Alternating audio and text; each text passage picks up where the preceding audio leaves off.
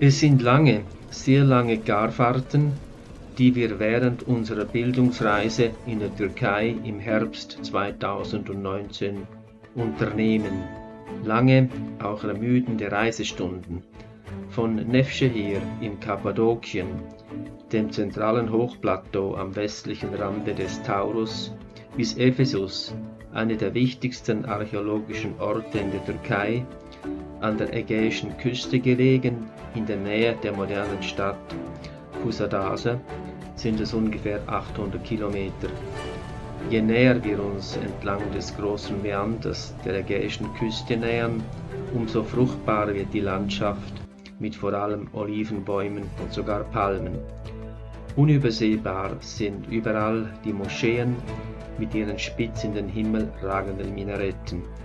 Wie auch sonst in den Städten, wie zum Beispiel in Konya oder in Sultanahmet, wo die wunderschöne historische Moschee der Karawanserei angebaut worden ist. Das Christentum, das in Kleinasien wie die Türkei epocheübergreifend genannt wird, einst ihr östliches Zentrum hatte, ist im Verlauf von 800 Jahren, seit den ersten arabischen Einfällen im 7. Jahrhundert bis zum Fall von Konstantinopel 1453, auf ein paar Kirchen zusammengeschmolzen, wie zum Beispiel diese Kirche in Konya, eingezwängt in das städtische Bild. Hier, wie auch in ein paar wenigen anderen von ihnen, kann unser Reiseleiter Christian Rutishauser einen Gottesdienst feiern. Als unsere türkische Reiseleiterin den Schlüssel für eine geschlossene kleine Höhenkapelle an unserer Reiseroute organisiert, ergreift Christian Rutishauser die Gelegenheit zu einem improvisierten Gottesdienst. Es ist für alle ein berührender Moment, in diesem schlichten Raum, gleichsam abgekehrt von der Welt, den Gottesdienst zu feiern, der Predigt zuzuhören und selbst ein Lied zu singen. Sie wollen ja Räume sein, die uns geistlich erheben, die uns letztlich in ein Lob hineinbringen, die letztlich eben Gott feiern. Ich staune über die Akustik in diesem Raum, wie kräftig die Stimmen klingen und gehe davon aus, in diesem Fall, dass auch das sehr bewusste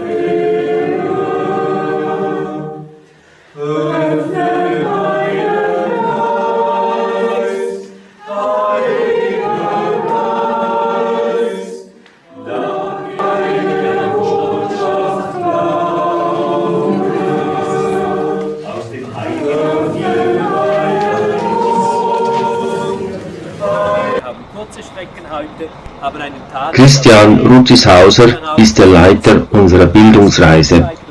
Er ist der amtierende Provinzial des Jesuitenordens in der Schweiz und wirkt neben der Universität Zürich, wo er als Spezialist für das Judentum lehrt, auch im jesuitischen Bildungszentrum La Salle Haus in Bad Schönbrunn in der Nähe des Zugesees mit. Es ist denn auch diese Bildungsstätte, welche unsere Reise veranstaltet. Christian führt uns auf eine Spur von archäologischen, dem langen vergessenen, entrissenen Orten, welche als Städte im Römischen Reich in der Blüte gestanden und dann in der Zeitepoche von Byzanz christianisiert worden waren. Die Wahl dieser Orte ist bestimmt durch eine Mischung, nämlich den Reiserouten des Apostel Paulus und den modernen touristischen Hotspots. Der Ausgangspunkt ist Kappadokien, welches wegen seiner einmaligen, vom Tuff geformten bizarren Landschaft einerseits ein erstklassiges touristisches Ziel ist und andererseits dank seinen Höhlen, verbunden zu Felsenburgen, Untergrundstädten und Hofgevierten, ein einmaliges Zeugnis der byzantinischen Vergangenheit darstellt. Deshalb und nicht weil Paulus in Kappadokien war, beginnt unsere Reise in Nevşehir, was archäologisch gleichbedeutend mit Göreme, dem eindrucksvollen Tal der Mönche, ist.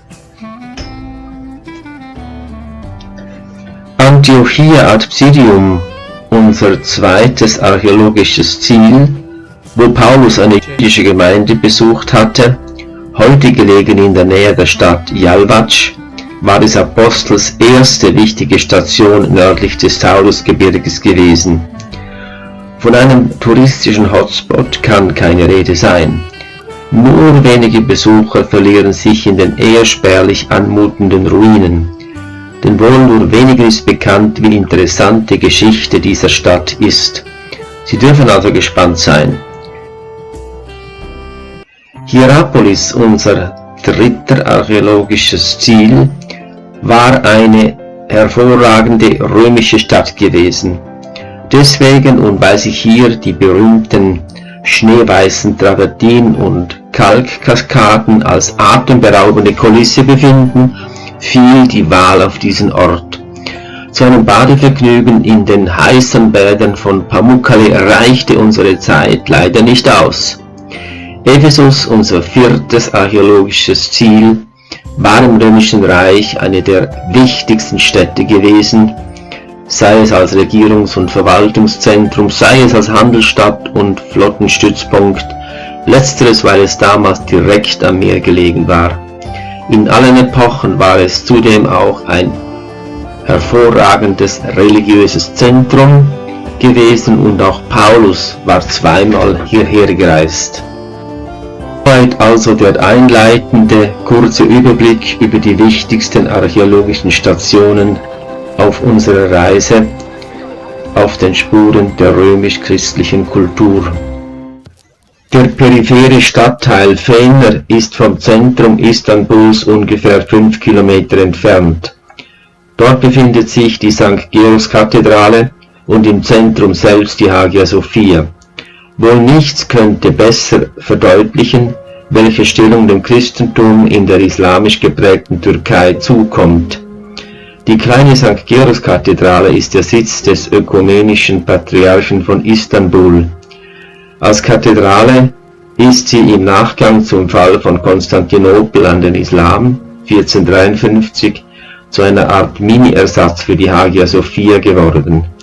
Heute ist die christliche Kultur praktisch ausgelöscht. Christen aller Schattierungen machen nur noch 100.000 oder 0,15 bis 0,2% der Bevölkerung aus. Bei unserem Besuch treffen wir auf eine schmucke kleine Kathedrale. Der Sitz des Patriarchen umfasst daneben noch eine Bibliothek und Verwaltungsräume, alle gegen den einen Innenhof gerichtet.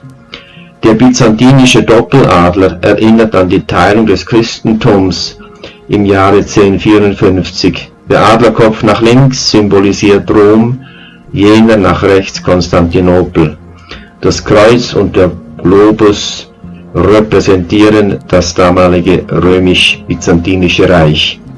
Uns empfängt Bartholomäus I., der eloquente, fließend englisch sprechende Patriarch, lässt nicht erahnen, in welch prekärer Lage er selbst sich befindet. Der türkische Staat macht ihm den Titel ökumenisch streitig, da dies einem universalen Anspruch gleichkomme. Die Grauen Wölfe hatten einen Anschlag auf ihn geplant und 2,5 Millionen Türken hatten in einer Petition schon dessen Landesverweisung verlangt.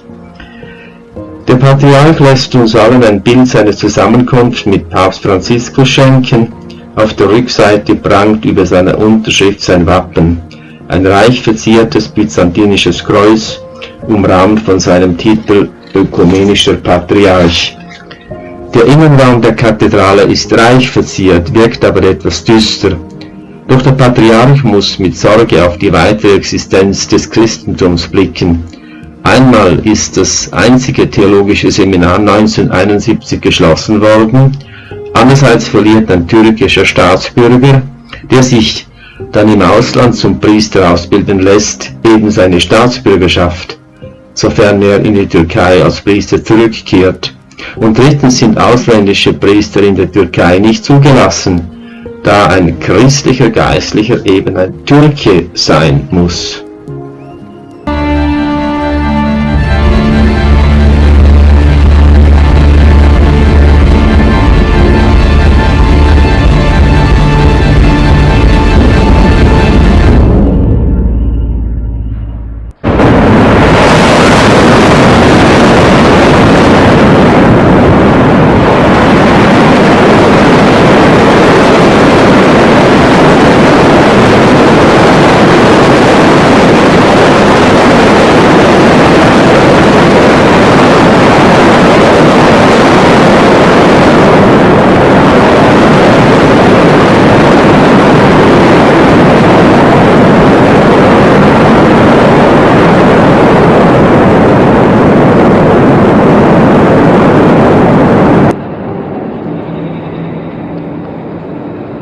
Es war ungefähr 7000 vor Christus, als in Zentralanatolien der Vulkan Hassandai, zu Deutsch Hassansberg, derart heftig explodierte, dass die dadurch ausgelöste Erschütterung die Umgebung schlagartig umgestaltete. Die gewaltige Eruption riss tiefe Gräben auf, wie zum Beispiel jenen, der später zum Ilhara-Tal wurde. Heute lockt dieses Tal mit seinen schroffen, steil aufragenden Felsenwänden zahlreiche Touristen an. Auch unsere Reisegruppe ließ sich diese Wanderung nicht nehmen.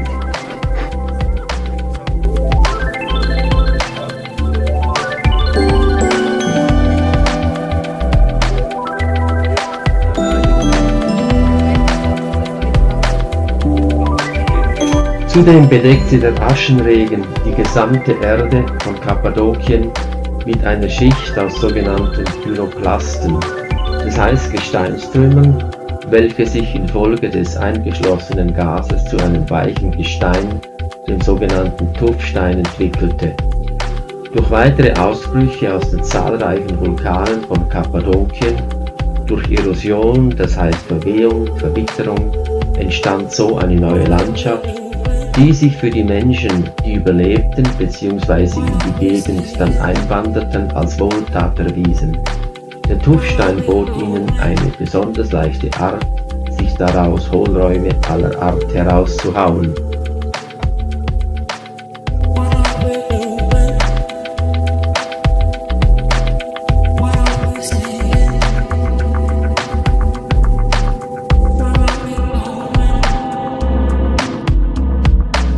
Es entstanden auch gemeinschaftliche Wohnstätten, sogenannte Felsenburgen, wie jene beispielsweise von Uchisaar. Dieser höhlenartige Siedlungsort besteht aus einem Hügel, von dem eine separate Felsspitze absteht. Uchisaar heißt demnach auf Deutsch die Spitze Burg. Noch heute hat es viele verfallene Teile.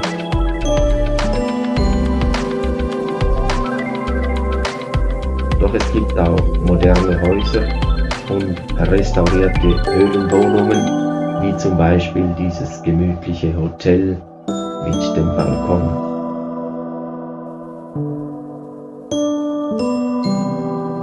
Nicht alles Tuffgestein wurde bewohnt. Bizarr schön sind die Felsnadeln.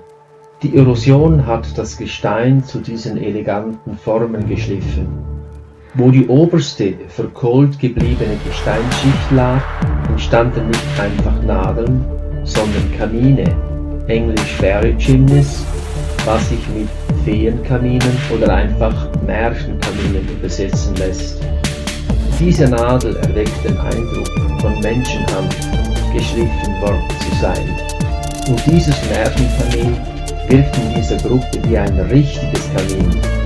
Vielleicht war es wegen den stolz majestätisch wirkenden Tierkaminen, welche diese dicke, etwas klobige Nadel trägt, dass ein Mönch sie zu seiner Klause aushöhlte. Der gab ihr den Namen Sirion, seinem syrischen Vorbild, wo dieser als Säulensteher gelebt hatte. Hier in Kappadokien ermöglichte es natürlich die Natur den Nachfahren der syrischen Säulenheiligen, ihre Abgeschiedenheit innerhalb der Säulen zu suchen und nicht obendrauf. Manche Mönche, wie zum Beispiel Onofrios, lebten völlig anspruchslos. Und der brachte es posthum sogar bis zum Stadtheiligen von München. Das mönchische Leben war zielgerichtet, unter anderem auf den jüngsten Tag hin, weshalb die Mönche ihr eigenes Grab anlegten, wie zum Beispiel in diesen Grabhügeln. Nicht nur ganze Dörfer wie Uchisaar oder asketische Mönche allein wohnten in den Steinen, sondern auch kleinere Wohngemeinschaften. Und die Taubenschläge waren ebenso als Wohngemeinschaften in den Höhlen, aber sie dienten natürlich als Vorratsspeicher. In Kappadokien gab es aber noch eine weitere aus den Felsen herausgehauene Wohnformation. Noch heute kann man bei Orta Hashir das private Hofgeviertel Hallač-Monastir besichtigen. Es handelte sich um eine private Villa eines reichen Gutsbesitzers, fernab vom Getümmel der größeren Felsburg Ortahážir. Es war eine reine Parterrewohnung, die sich über die 3 Seiten des Felseinschnittes erstreckte. Und in diesem Einschnitt befand sich ja auch der Garten. Der Gutsherr fühlte sich offenbar in dieser kesselähnlichen Anlage sicherer als in einer mehrstöckigen Felswohnung. Zudem waren die Hohlräume auch im Felsen drinnen miteinander verbunden, wie diese Skizze zeigt. Ebenfalls in dieser Skizze erkennt man einen Raum mit 2 Säulenreihen. Er befindet sich in der Achse.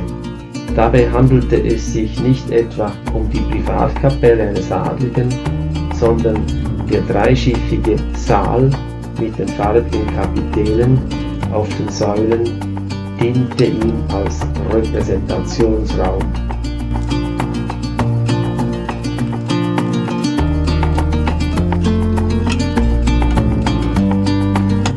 Die grauen, sonst eintönigen Außenfassaden waren nicht nur räumlich gestaltet, sondern immer wieder mit farbigen Malereien verziert.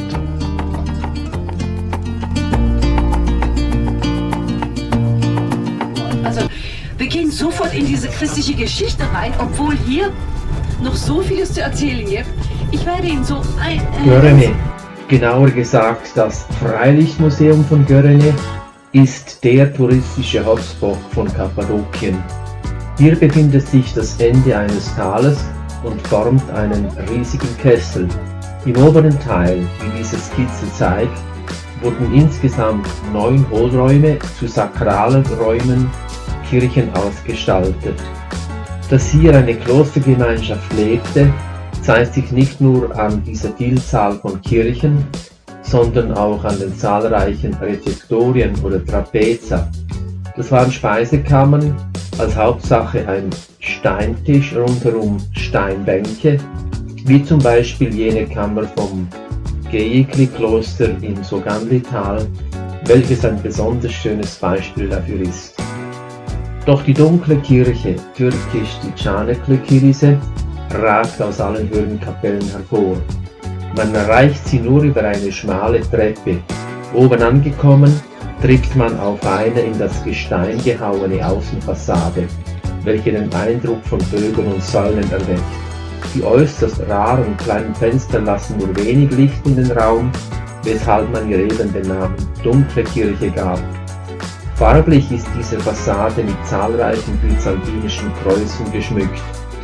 Nachdem das Kloster irgendwann mal aufgegeben worden war, nisteten darin die Tauben, zum Glück, denn ihr Kot beschützte die Fresken, bis sie 1925 vom französischen Jesuiten Guillaume de Cherpignan entdeckt und beschrieben worden waren. In der Folge wurde die Kirche renoviert, was man manchmal am unterschiedlichen Tonus der Fresken merkt, wie diese beiden Beispiele deutlich zeigen. Besuchen wir nun das Innere der dunklen Kirche, der Çanaklı-Kilise. Sie ist deshalb einzigartig, weil die Wände, die Decke, die 3 Kuppeln sowie die Säulen vollständig, ohne irgendeinen Flecken freizulassen, mit Bildern aus dem Leben Jesu und seiner Mutter Maria geschmückt sind. Normalerweise ist in der christlichen Kirche nur der Altarraum so reich ausgestaltet. Diese Kirche war um 1200 entstanden, als die Säulenkirche für eben diese Mönchsgemeinschaft gestiftet wurde, wo jeder Mönch gleichberechtigt an der Nähe zu Jesus und Maria teilnehmen konnte. Im Zentrum dieses sakralen Raumes steht die göttliche Figur Jesus, weshalb er gleich 3-mal in den 3 Kuppeln zu sehen ist. 2 davon sehen wir hier. Mit diesem den ganzen Kirchenraum ausfüllenden neutestamentarischen Bildprogramm sollte die Allgegenwart Gottes zum Ausdruck gebracht werden, und man spricht von einem begehbaren Raumbild. Sehen wir nun uns einige Bilder und Figuren im Einzelnen an. Die Geburt von Jesus, dargestellt oben als Jesus im Mutterleib, der dann in einem Wasserbecken badet. Und diesem ganzen Schauspiel schaut der bärtige Mann wohl Josef etwas nachdenklich zu. Dann die zum letzten Abendmahl um Jesus versammelten Apostel. Nachdem Jesus ans Kreuz geschlagen und dort gestorben und wieder von den Toten auferstanden ist, sendet er seine Apostel zur Mission aus. In diesem einzigartigen Raumbild sind aber auch die 4 Evangelisten zu sehen. Und aus dem Alten Testament findet auch Abraham, der Stammvater der Juden, seinen gebührenden Platz. Wenn wir nochmals zum Bild von der Aussendung der Apostel zurückkehren und genau hinschauen, sehen wir 2 kleinere Gestalten am Boden. Bei diesen handelt es sich um die Stifter der Kirche, denen ein Ehrenplatz eingeräumt worden ist, während sie selbst am Boden kniend und vornübergeneigt Jesus ihre Ehrerbietung erweisen. Der mit Säulen ausgestattete Höhlenraum als Kirche, wie wir sie hier als Skizze sehen, vorgelagert ist ein Nebenraum mit einer Grabkammer, wo wahrscheinlich die Stifter bestattet worden waren. Wie bereits erwähnt, kann der Tuffstein leicht bearbeitet werden. In eine Felswand kann schnell ein Hohlraum gegraben werden, wie zum Beispiel diese Kapelle im Ilhara-Tal zeigt. Sie befindet sich ziemlich weit oben und war deshalb nicht so leicht zugänglich. Auch ein Felshügel kann relativ schnell in ein Wohnhaus mit allem Drum und Dran umgestaltet werden. Man nennt dies alles die negative Architektur. Wie bereits gezeigt, galt dies für das private und gemeinschaftliche Wohnen, sei es säkular oder religiös gewesen. Höhlen wurden nicht nur auf Bodenhöhe in den Fels gegraben, sondern auch in die Höhe. Und so entstanden eigentliche Wanddörfer, wo es wie in Hochhäusern einzelne Stockwerke gab, die im Innern durch Gänge und Treppen miteinander verbunden waren. Da stellt sich die Frage, ob diese Höhlenwohnungen nicht auch als Schutzraum gegen Räuber und sogar Invasoren gedacht waren. Gebrauchte man, um irgendwelche Waren, oder? Die Vorreiter, um Sicherheit zu gleichen, weil... Dass die Mönchsgemeinschaft Göreme für das Graben ihrer Felskirchen, Speisekammern und wohl auch Wohnräumen gewählt hatte, war sicherlich auch der Schutzwirkung des talabschließenden Kessels zu verdanken. Dass dann zum Beispiel, wie die dunkle Kirche zeigt, noch die Kirche selbst versteckt worden war, zeigt sich daran, dass die deckende Felswand abgebröckelt ist. Es gab auch andere Kirchen, von denen sogar die sakralen Haupträume selbst durch den Absturz der Felswände bloßgelegt worden waren. Nicht nur der Vorraum, wie bei der dunklen Kirche. Kaimakli ist ein weiterer touristischer Hotspot in Kappadokien. Der Zugang zu dieser sogenannten Untergrundstadt oder Underground City ist überstellt mit farbenfrohen Souvenirshops. Und dabei geht es lebhaft zu und her. Wobei die Bezeichnung Untergrundstadt nicht ganz zutreffend ist, weil die auf mehrere Etagen verteilten Schlaf-, Aufenthaltsräume und auch Vorratsspeicherkammern nicht für den dauernden Aufenthalt gedacht waren. Es waren vielmehr Fluchtanlagen, heute würde man sagen eine Mischung aus unterirdischer Wehr- und Zivilschutzanlage. Unser eigener Besuch in dieser weltabgeschiedenen, totenstillen Welt zeigt, dass es da nicht gerade gemütlich gewesen sein konnte. Dank dem elektrischen Licht ist es für uns wenigstens überall hell. Aber das Bücken, das Hinab- und Hinaufsteigen in den engen Gängen bleibt uns ebenso wenig erspart wie den Kappadokiern in ihren vergangenen Zeiten. Wenigstens müssen wir nicht Fackeln vor uns hertragen. Aber da ist es auch keine schlechte Idee, sich hier und da auf dem eigenen Stuhl ausruhen zu können. Als wir schließlich dieses unterirdische Labyrinth verlassen, lässt es sich keiner von uns nehmen, das eigene Konterfei in Form eines kleinen Knellers als Erinnerung nach Hause zu tragen. Sogar im Zeitalter der digitalen Fotografie hat diese Überraschung nichts an ihren Anziehung verloren. Die Underground City Kaimakli war nur eine der zahlreichen unterirdischen Fluchtanlagen Kappadokiens. Allein in der Provinz Nevşehir hat man deren 73 ausgemacht. Die größte Anlage ist jene von Derinkuyu, nicht weit weg von Kaimakli. Genau gesagt sind dort ein ganzer Cluster festgestellt worden. 4 sind in dieser Karte eingezeichnet. Ausgangspunkt und Lebensader war ein bis zum Grundwasser vorgetriebener Tiefbrunnen. Derinkuyu heißt ja auf Deutsch auch der tiefe Brunnen. Ohne Wasser kein Überleben im Versteck. Das Labyrinth von Wohnräumen, Vorratskammern, sakralen Einheiten und sogar Stellen gruppierte sich um diese Achse, horizontal nach links und nach rechts und vertikal in die Tiefe. Natürlich alles verbunden durch ein System von Gängen und Treppen. Derinkuyu hatte nicht weniger als 7 Stockwerke.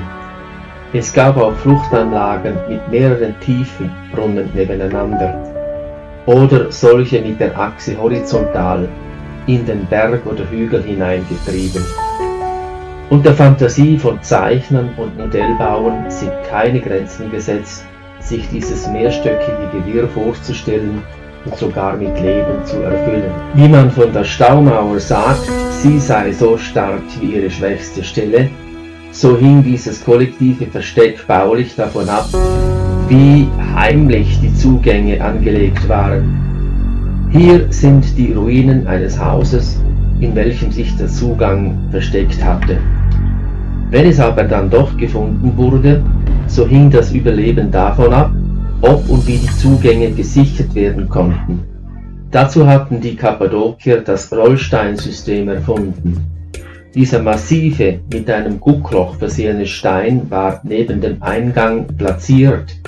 Er konnte von dort eine Nische sofort und jederzeit so zur Seite gerollt werden, dass er den Eingang vollständig versperrte. Dabei war er innen auf beiden Seiten so wieder in eine Art Nische geklemmt, dass er von außen auch nicht in die Richtung des Eingangs verschoben werden konnte, auch wenn dazu die Manneskraft ausgereicht hätte.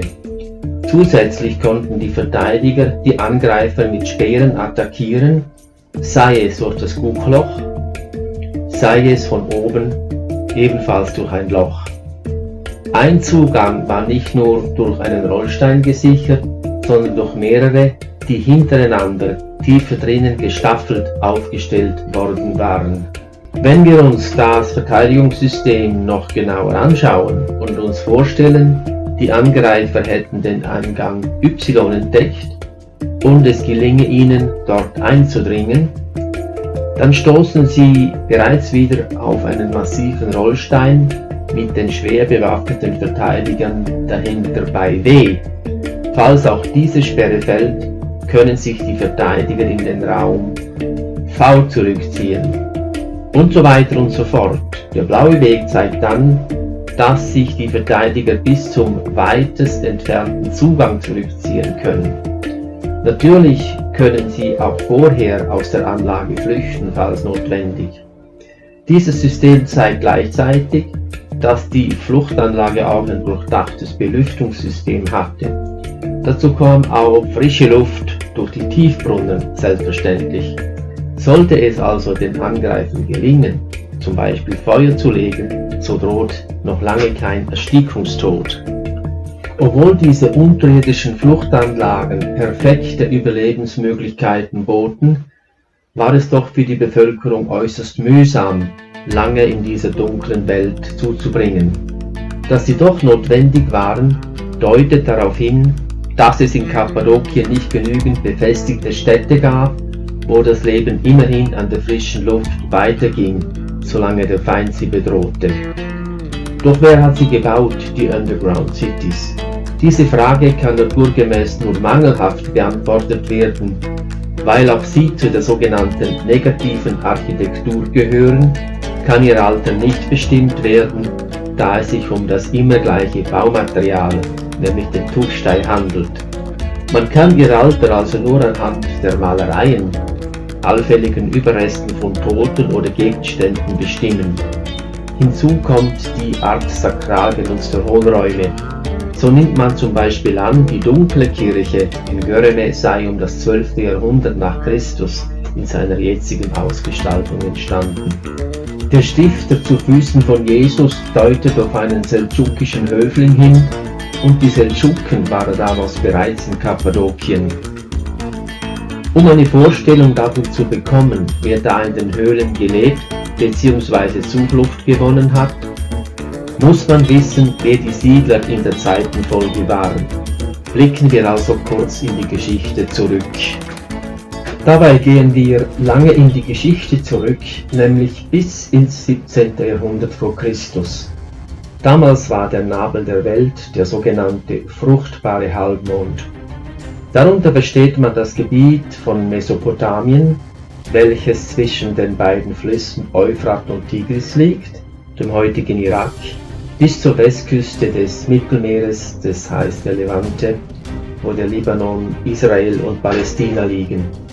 Im 17. Jahrhundert war dieses Gebiet in zahlreiche Herrschaftsräume aufgeteilt, bis sich dann unter dem Herrscher Hammurabi das babylonische Großreich durchsetzte. Die Hauptstadt war Babilin oder anders das legendäre Babylon, wo gemäß der Bibel die Bewohner einen so hohen Turm bauen wollten, dass dies Gott missfiel und ihr die Fertigstellung verhinderte, indem er einfach die Kommunikation unterband. Er ließ nämlich den Mund der Menschen so viele Sprachen sprechen, dass keiner mehr den anderen verstand. Neben dieser Bauruine entstand in jener Zeit aber auch der sogenannte Codex Hammurabi, eines der ältesten Gesetzeswerke der Menschheit. Der Text ist dieser Stele eingraviert. Das kleine Asien, Anatolien, war im 17. und in der ersten Hälfte des 16. Jahrhunderts vor Christus in dieser geopolitischen Konstellation bloß eine unbedeutende Randregion. Es existierten dort einige kleine Fürstentümer, unter anderem jenes von Hattusa, aber genau das war die Keimzelle des späteren Großreichs der Hethiter.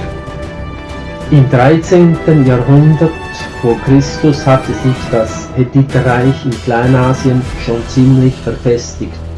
Es war nun mit seinem Stammland und der von dort beeinflussten umliegenden Teile, welche auf der Karte gelbbraun schraffiert sind, in Kleinasien eine Großmacht, neben den Assyrern und Babyloniern, die im heutigen Syrien und Mesopotamien lagen.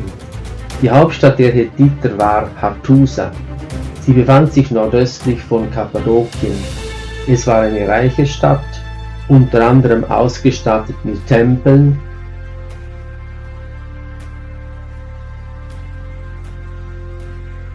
Im 12. Jahrhundert dann zerfiel das hethitische Reich und löste sich in eine Reihe kleiner, autochthoner, demzufolge schwacher Völker und Fürstentümer auf.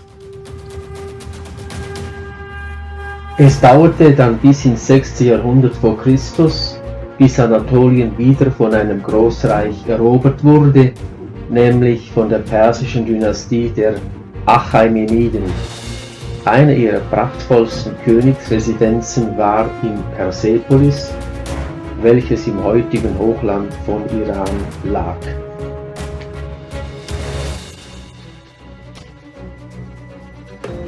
Im 4. Jahrhundert vor Christus eroberte der Grieche Alexander der Große nicht nur Anatolien, sondern auch das gesamte Perserreich, und zwar in einem einzigen ununterbrochenen Feldzug, welcher nur 13 Jahre dauerte, nämlich von 336 bis 323 v. Chr. Seinem siegreichen Heer fiel auch Persepolis zum Opfer.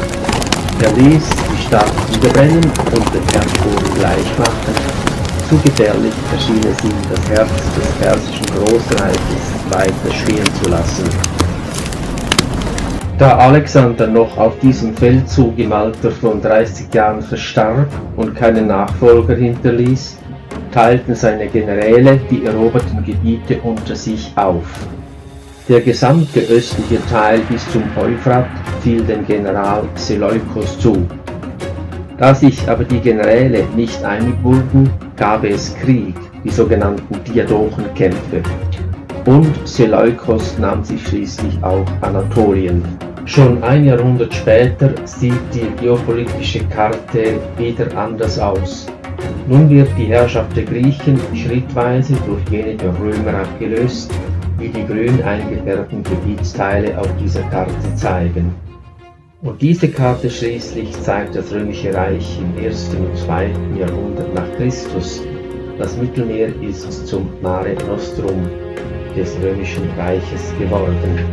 Dieser Rückblick zeigt, dass in all diesen Epochen in Bezug auf Anatolien gewaltige Veränderungen stattgefunden haben.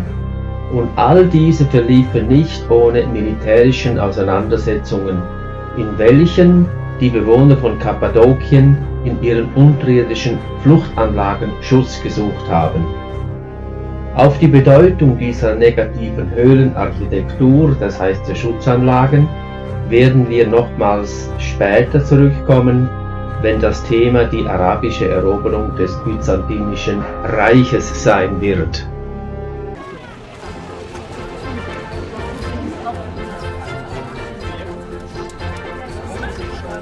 Wir verlassen Kappadokien. Endlich im Bus fallen mir Bilder zum Dolce Far Niente ein, zum Beispiel im Mehara-Tal, wo wir über den Bach uns mit Speisen gestärkt haben. Und man kann immer wieder lesen, Kappadokien bedeutet das Land der weißen Pferde. Diese Erklärung stammt aus einer persischen Inschrift, erstellt zur Zeit der achämenidischen Herrschaft über Anatolien. Dieser Ursprung macht mich stutzig, da ich kein Pferd und auch kein weißes zu Gesicht bekommen habe. Dafür Kamele für die Touristen in Göreme.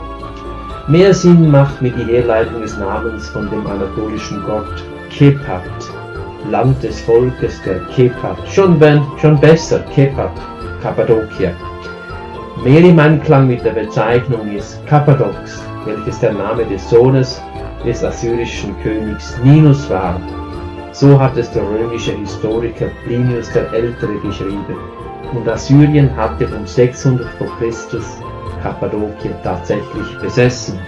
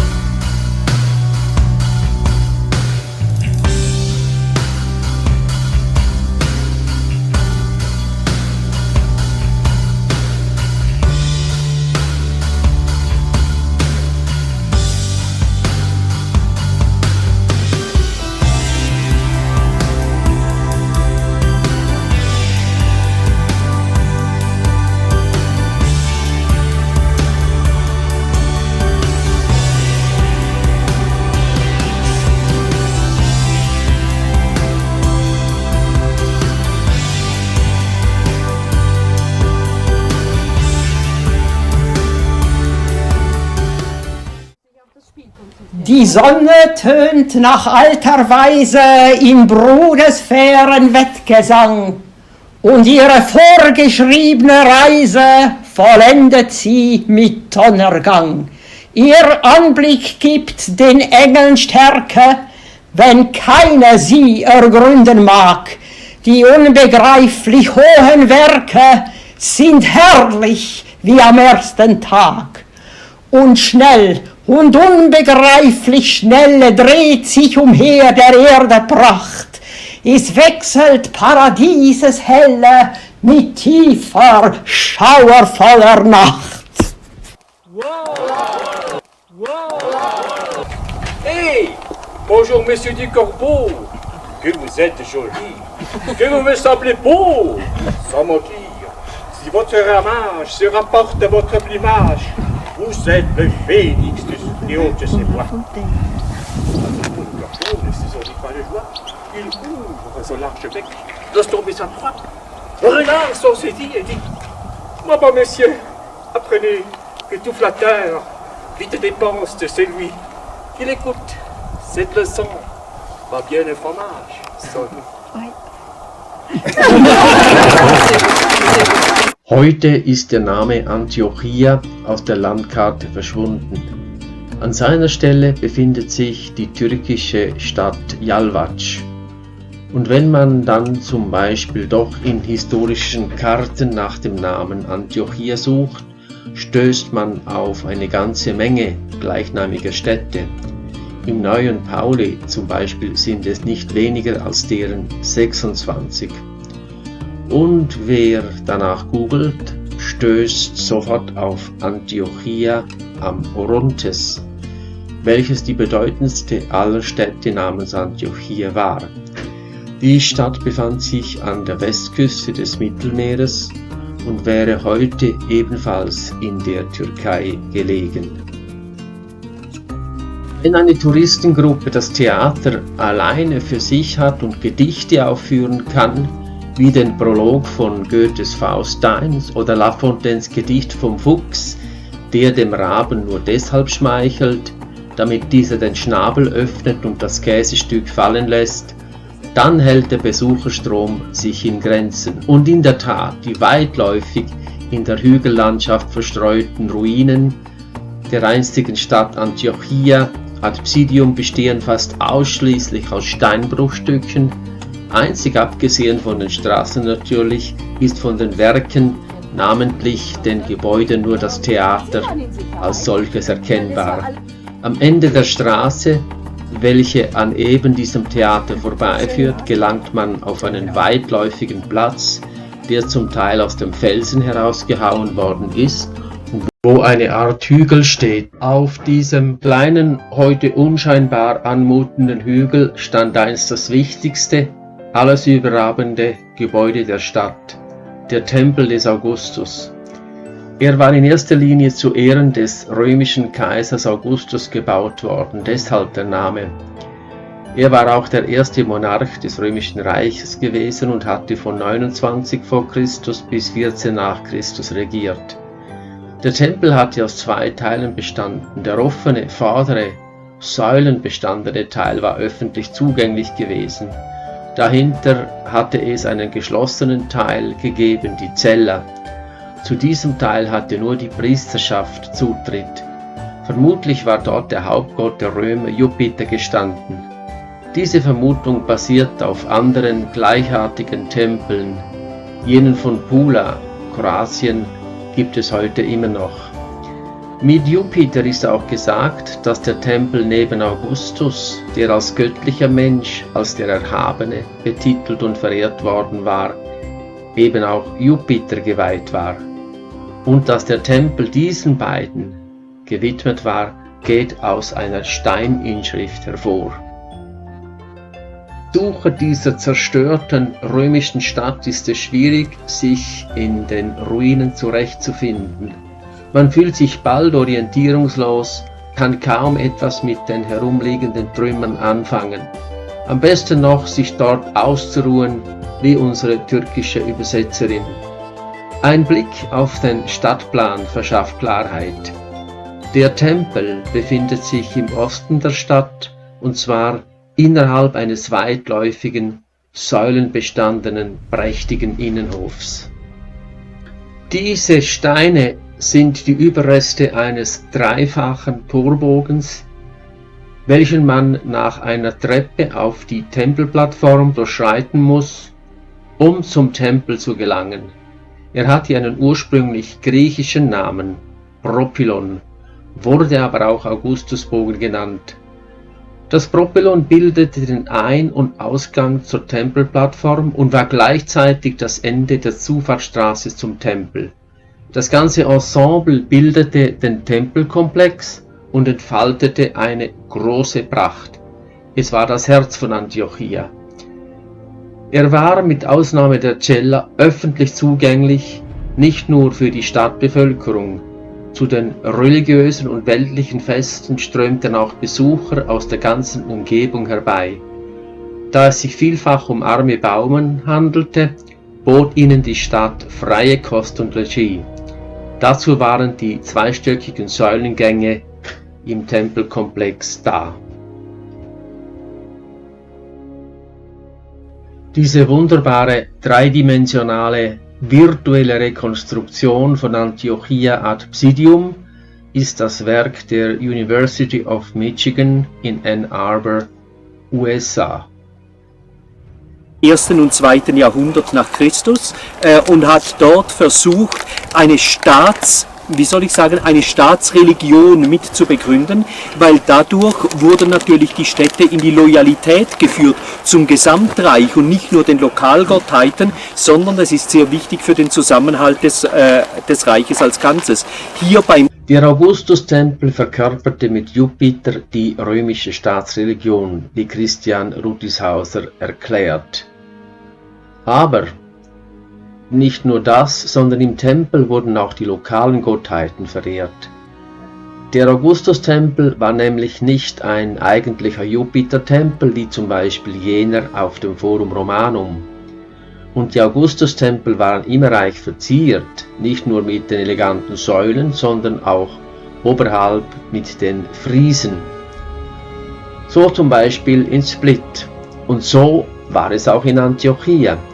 Da gab es nicht nur Blumen mit üppigem Blätterwerk, sondern zwar auch prächtiges Werk, aber daraus schlüpft eine Göttin, die ihrerseits geschmückt ist mit einer Krone und mit einer darüber runden Scheibe. Dabei handelt es sich um eine lokale Göttin. Und auch ihr ist der imperiale Tempel geweiht. Das steht zwar nicht so auf der bereits erwähnten Steininschrift, sondern dort ist vom Genius der Kolonie, das heißt dem Geist der Kolonie, die Rede. Und zu diesem Genius gehören eben die lokalen Götter bzw. Göttinnen. Und in dieser Inschrift kann Men oder Kybele zum Beispiel gemeint sein. Neben Darstellungen von Blumen und Göttinnen wurden in Antiochia auch solche von Stierköpfen gefunden, und zwar blumengeschmückten. Diese wird dem Tempelfriesband zugeordnet, was ein Hinweis auf die Tieropfer ist, die hier in rituellen Schlachten dem göttlichen Kaiser Jupiter und anderen Göttinnen bei großen Festanlässen dargebracht worden sind. Der in Antiochia in diesem Tempelkomplex verehrte Kaiser Augustus hatte sich schon zu Lebzeiten in Rom eine Grabstätte errichten lassen, sein Mausoleum. Ebenfalls vor seinem Tod hatte er seine kaiserlichen Leistungen aufgelistet, und zwar auf Pergamentrollen, welche er im Tempel der Vesta in Rom aufbewahren ließ. Nach seinem Ableben wurde sein Tatenbericht im Senat verlesen und sein Nachfolger Tiberius ließ den Inhalt dieses kaiserlichen Lobliedes, der sogenannten Res Geste, nicht nur am Mausoleum, sondern überall im Reich anbringen. Normalerweise mit Tafeln an gut sichtbaren Wänden. Es war eine Sensation, als hier in Antiochia 270 Steinstücke gefunden wurden, die nach ihrer Zusammensetzung genau dieses Vermächtnis enthalten. Die beiden anderen Fundstücke befinden sich in Ankara und Apollonia. Diese Stadt befand sich unweit von Antiochia. Der Plan ist Antiochia rechts rot markiert und Apollonia links. Wo waren die Res Geste, von denen es weltweit nur noch deren 3 gibt und eines davon in Antiochia angebracht worden? Sicherlich im Tempelkomplex, weil dieser selbst dem göttlichen Kaiser Augustus gewidmet war. Aber wo genau? Die Antwort findet sich im Propylon, dem Augustusbogen und dem Eingang zum Tempel. Einerseits wurden Ziersteine gefunden, deren Thema auf die glorreiche kaiserliche Politik vor allem auch dessen Kriegspolitik hinweisen. Da gab es Darstellungen von Gefangenen, die gefesselt und nackt vor den Siegern knien. Gefangene machen nur die Sieger, weshalb die militärischen Siege gefeiert und für die Nachwelt in Stein gemeißelt wurden. Der Steinbock galt als Glücksbringer, als Symbol der Pax Augustea. Augustus war es gewesen, der den 100-jährigen Bürgerkrieg beendet und so das Reich befriedet hatte. Die Tatsache, dass sogar die lokale Gottheit Men hier als Kriegerin dargestellt wird, weist ebenfalls auf Kampf hin. Die Res Geste, der kaiserliche Tatenbericht, waren aber nicht nur am dreiboggigen Tor deshalb angebracht, weil sich oben die Taten als Bildergalerie spiegelten, sondern auch aus dem Grund, weil hier jedermann vorbeiging und den Bericht, der auf Augenhöhe in eine Säule eingearbeitet war, lesen konnte. Dass das römische Theater relativ gut erhalten ist, hat wohl damit zu tun, dass ein Stadthügel nicht, wie beim Tempel, abgetragen, sondern im Gegenteil stehen gelassen und für die Zuschauertribüne genutzt wurde. So musste für diese die Cavea kein Fundament erstellt werden.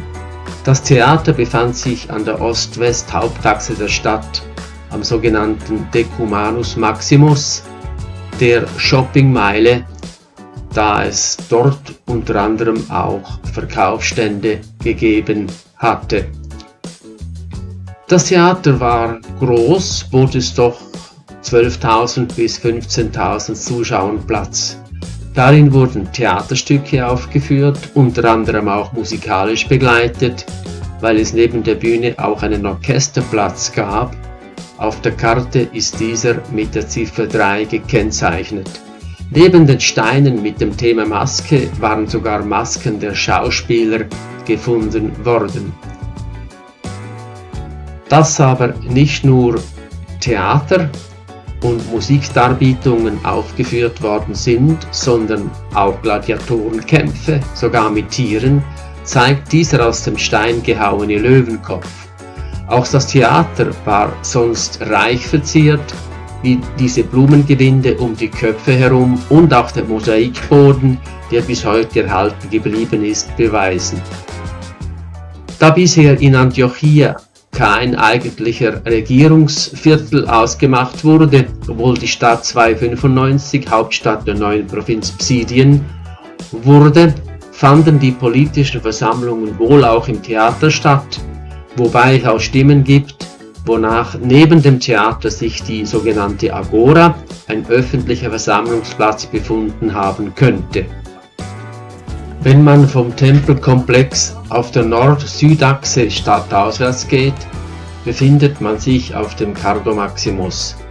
Das war damals neben dem Decumanus Maximus die zweite Shoppingmeile der Stadt, die auf beiden Seiten von Säulen gesäumt war. Die Beispiele von Jerash, Jordanien, Apamea in Syrien und auch in Jerusalem geben einen Eindruck, wie es auf dieser Straße ausgesehen hat. Am Ende der Straße am Stadtrand versperrte ein großes, reich verziertes Brunnenhaus, das sogenannte Nymphaeum, den Weg. Dieses bestand aus einem Becken von 27 mal 7 Meter und war 1,5 Meter tief. Die Grundsteine dieses Beckens sind heute die einzigen Überreste des Nymphaeums, die ausgegraben worden sind. Vermutet wird aufgrund von magnetometrischen Messungen daneben noch ein Becken, das als Reservoir diente. Der Prachtbrunnen hatte auf 3 Seiten 9 Meter in die Höhe ragende Fassaden. Gespeist wurde er von einem oberirdischen Wasserleitungssystem. Diese ein- und manchmal sogar zweistöckigen Aquädukte, die 5 bis 7 Meter hoch waren ca. 11 Kilometer lang und fassten das Wasser einer Quelle in Sultandage-Bergen in 1455 Meter über Meer.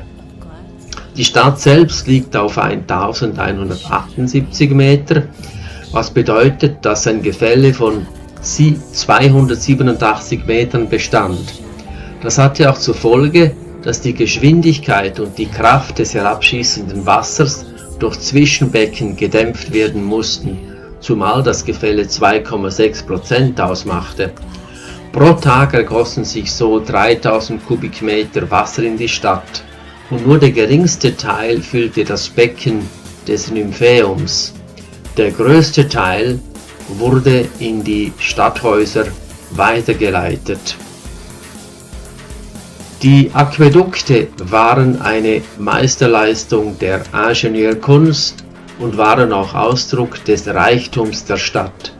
Bis zum Bau dieser Aquädukte im 1. Jahrhundert nach Christus hatte die Stadt schon einige hundert Jahre bestanden.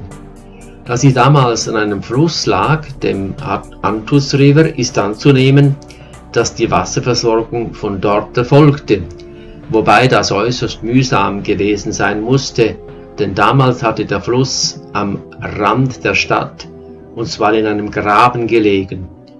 Heute ist dieser Fluss in den Karten gar nicht mehr auffindbar. Der Brunnen selbst war, wie erwähnt, reich verziert. Der Name Nymphaeum stammt von Nymphe. Nymphe waren griechische Nebengöttinnen, welche mit dem Geist der Natur assoziiert wurden. Heute kann ein solcher, und zwar äußerst prachtvoller Nymphaeenbrunnen in Sagalassos, der mit Antiochia ad Psidium wetteifernden Stadt in der Nähe, bewundert werden. Das Ruinenfeld von Antiochia ad Psidium betritt man im Normalfall vom Westen her. Da stößt man auf 4 Sockelsteine, die quer über die Straße in einer Linie verteilt sind.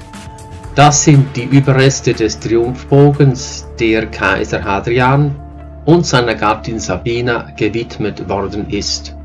Im Gegensatz zu Augustus, so geht man davon aus, hatte Hadrian auf seinen 3 Kleinasienreisen auch einmal diese Stadt besucht, und zwar 129 nach Christus. Obwohl er der 13. Kaiser nach Augustus war, widmete die Stadt ihm dieses prachtvolle Denkmal nicht nur, um seinen Besuch zu krönen, sondern auch, um seine mit Augustus vergleichbare Stellung zu untermauern. Er nannte sich schließlich auch Hadrianus Augustus. Davon profitierte auch das Prestige der Stadt selbst, denn sie befand sich in großer Konkurrenz zu anderen römischen Städten in Kleinasien und an erster Stelle mit dem nicht weit entfernten Sagalassos. Das Tor war ebenso reich verziert wie der Augustusbogen im Tempelbezirk und mit ähnlichen Motiven. So gab es im Hadriansfries ein Seepferd, am Titusbogen war es das Steinbockmotiv. Oder für Hadrian eine nackte Figur mit Trauben und Blumengebinden, fast deckungsgleich so für Augustus. Beidemal verkörperten sie den Genius, den Geist der Stadt. Schließlich ein kniender Gefangener, bei Hadrian ist nur das Bein bis zum Knie erhalten, im Gegensatz zum Augustusbogen, wo die Figur vollständig ist. Krieg war zwar nicht das Thema von Hadrian, da er auf eine weitere Expansion des Reiches, das seine maximale Ausdehnung bereits erreicht hatte, verzichtete. Eine Ausnahme war die Niederschlagung des jüdischen Aufstandes, wo Gefangene gemacht worden sein dürften. Dass im Hadrianfries Meeresgötter, welche in einer Hand ein Ruder halten und mit der anderen den Helm einer Kriegsbeute berühren, vorkommen, unterscheidet sich auch nicht vom Augustusbogen, hatte das Römische Reich ja ein eigenes Meer. Doch symbolisiert der gefundene Delfinkopf das Thema Wasser auf eine andere, vergnüglichere Weise. Die Archäologen haben nicht nur Einzelstücke des Bogens zum Vorschein gebracht, sondern auch Reste eines kaskadenartigen Wasserlaufes mitten im kurzen Zugang zum Decumanus Maximus. Dieser Wasserlauf endete kurz vor dem Tor in einem halbkreisförmigen Brunnen. Der Decumanus Maximus dem Namen nach die Ost-West-Achse des Koordinatensystems und im römischen Stadtbau die Ost-West-Achse war neben dem Cardo Maximus die Prachts- und Einkaufsstraße.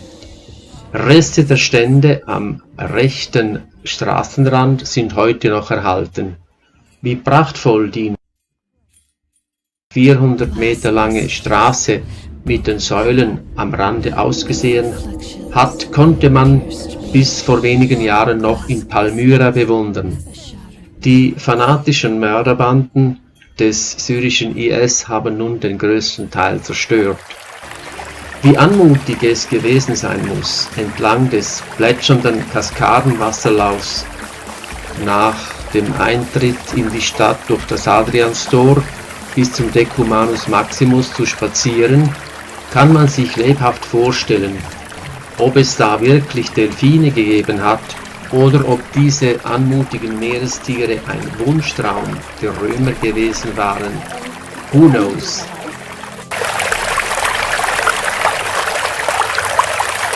Wie bereits erwähnt, gab es eine Vielzahl von griechisch-römischen Städten mit dem Namen Antiochia.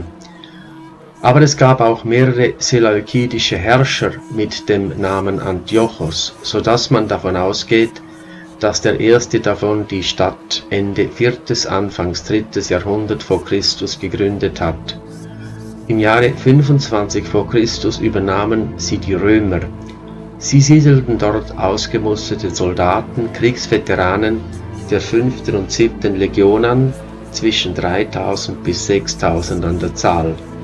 Deshalb erhielt sie nun den Namen Colonia Caesarea Antiocheia, Caesarea, weil sie direkt dem Kaiser Augustus unterstellt war.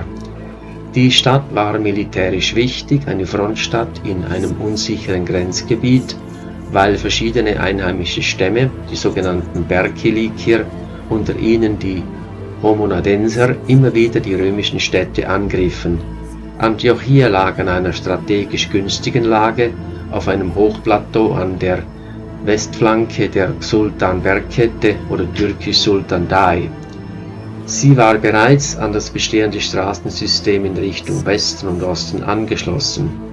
Nachdem der Patrizier Publius Sulpicius Quirinus im Auftrag von Kaiser Augustus diese Stämme militärisch besiegt hatte, erweiterten die Römer ihr Straßensystem mit der sogenannten Via Sebaste, einer wichtigen Militärstraße, da sie im Osten zur Kilikischen Pforte führte, dem wichtigsten Übergang durch das Taurusgebirge und damit für den Zugang nach Palästina, Syrien, Mesopotamien und so weiter. Der Hauptgrund, weshalb Christian Ruttishauser Antiochia ad Psidium als Station der Bildungsreise ausgewählt hat, sind diese Ruinen. Abgesehen von den markanten sechseckigen Mauerresten ist nicht erkennbar, von was diese Trümmerreste stammen. Wenn man aber, wie dies Christian Ruttishauser tut, in der Apostelgeschichte des Lukas, Kapitel 13 und Verse 40 bis 52 nachliest, dann wird von der Reise des Apostels Paulus hierher nach Antiochia in Psidia berichtet. Nur 3 bis 4 Jahre nach seiner, als dramatisch geschilderten Konversion vom Juden zum Christentum, unternahm er seine erste Missionsreise. Nicht nur das, nach so kurzer Zeit wurde er zum führenden Theologen in der ersten formativen Phase des Christentums. Als römischer Bürger, geboren in Kleinasien in Tarsus, zog es ihn ins Herz des römischen Reiches, das heißt Richtung Rom. Und Kleinasien liegt auf dem Weg nach Rom und dort gab es damals viele jüdische Gemeinden. Nach Antiochia ad Psidium kam er auf der Via Sebaste auf Vermittlung von höchster Stelle, nämlich des Prokonsuls Sergius Paulus, der in Zypern tätig war, aber in Antiochien Immobilien besaß. Auch in Antiochien besuchte er zusammen mit Barnabas den jüdischen Gottesdienst. Als er die Gelegenheit zu einer Grußbotschaft erhielt, war ihm bewusst, dass er einen Balanceakt unternehmen musste, nämlich das Alte Testament mit dem Neuen zu verbinden.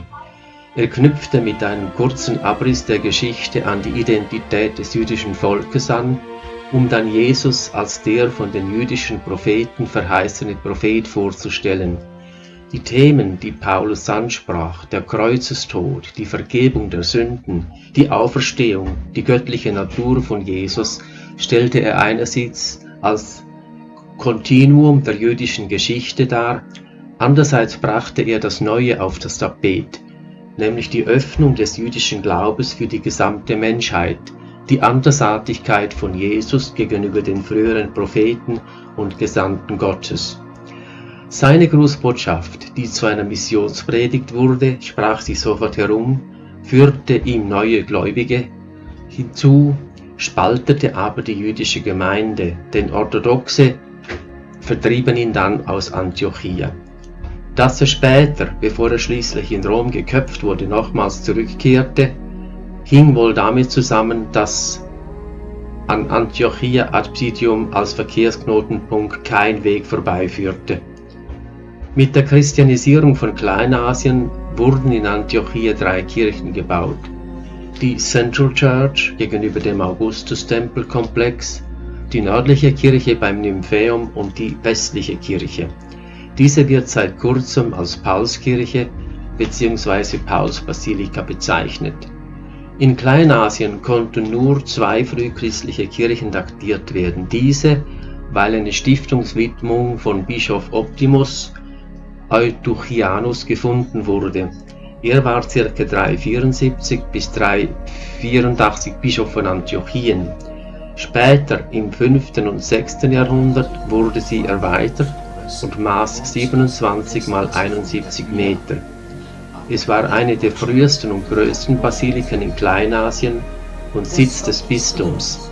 Neben der Kirche selbst gab es Annexbauten wie ein Refektorium. Dass es eine stattliche Kirche war, ergibt sich aus dem Mosaikboden, welcher das Hauptschiff bedeckte. Da gab es Motive wie den Salomonknoten und den Pfauen. Die Namensgebung Paulskirche oder Paulsbasilikum stammt vom türkischen Archäologen Taşalan.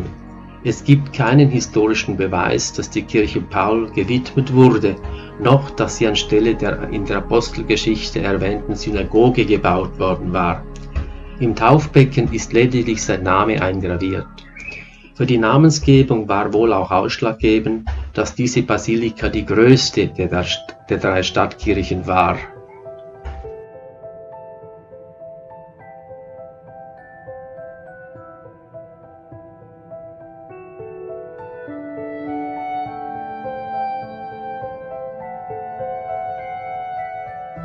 War 1833, als Lord F.V.I. Arundel, ein englischer Adliger, die versunkene Stadt Antiochia ad Psidium wiederentdeckte. Die ersten Ausgrabungen unternahm allerdings erst Sir William Ramsay aus Edinburgh, dies in der Zeit von 1912 bis 1914. Er vermaß gleichsam Kleinasien, dies unter anderem in seinem Buch Historische Geographie von Kleinasien. Die nächste Ausgrabungsetappe brach erst nach dem Ersten Weltkrieg wieder an, nämlich 1924. Nun nahm die University of Michigan in Ann Arbor das Heft in die Hand. In dieser Universität, dem Kelsey Museum of Archaeology, werden viele Fundstücke aufbewahrt, unter anderem die Puzzleteile der Res Geste. Den Namen hat das Museum von Professor Francis Kelsey, der an den Ausgrabungen teilnahm. Es ist eines der führenden Museen zur römisch-byzantinischen Epoche. Erfreulich ist, dass es auch türkische Archäologen gab und gibt, welche weitere Ausgrabungen vorgenommen haben und das immer noch tun. Alle wurden Direktoren des Museums von Yalvac. Es waren Mehmet Taşalan, Ünal Demirer und Ali Harmankaya. Ihr Interesse an der römischen Vergangenheit ist bemerkenswert, zumal türkische Akademiker mit den gleichen Interessen oft ihre Karriere riskieren, wie uns unsere Dolmetscherin erklärt hat. Der Weg zu unserem nächsten archäologischen Ziel Hierapolis ist wieder lang. An einem See reicht es nur zum Picknick.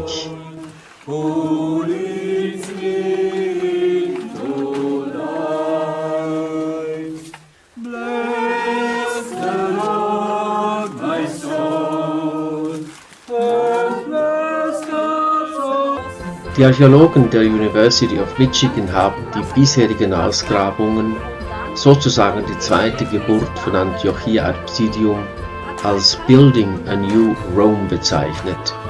Immerhin, die Kolonistensiedlung avancierte 295 zur Hauptstadt der neu gegründeten römischen Provinz Psidien.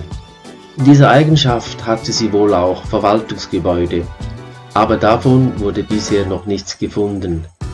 Ausgegraben wurde in der Nähe der Northern Church ein Gebäude, das gemeinhin als Badeanstalt gedeutet wird. Es gibt aber Zweifel daran. Vielleicht war es ja ein Verwaltungsgebäude. Was wir nicht besucht haben, ist eine weitere Tempelstadt, jene der kleinasiatischen Gottheit Men Askenos. Die Pax Romana beließ den Eroberten ihre Gottheiten, so auch diesen Tempelkomplex, der eine Art autonome Enklave in dieser römischen Provinz war. Ob dieser Respekt die aufständischen Stämme eher davon abgehalten hatte, Antiochia anzugreifen oder nicht, das bleibt ein Geheimnis.